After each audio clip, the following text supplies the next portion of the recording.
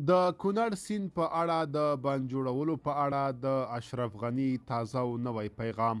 سلام ستړي مشئ، وخت مو په خیر. په مکړی د نن ورځې تازه او مهم خبر ته ولسمشر غني د ژوند لاره درسونو په لړ کې د پاکستان له لوري د کډوالو ایستلو پریکړې په مقابل کې د غچ اخیستو لپاره پر کونړ سیند د بند جوړولو اوازې یوازې د عامه اذهانو غافلولو هڅه بولي.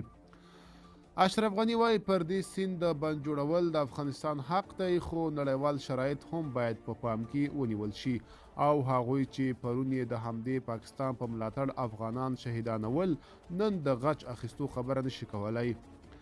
هغوی چې د پاکستان مزدوري کړې د هغه وخت ځواب څنګه ورکوي؟ ولسمشر زیاتوي، زه د غچ اخیستو مخالف نه یم، خو لومړی باید افغانستان د غچ اخیستو توان، اتفاق او امکانات پیدا کړي. غچ باید په منطق او استدلال واخیستل شي، نه په احساساتو.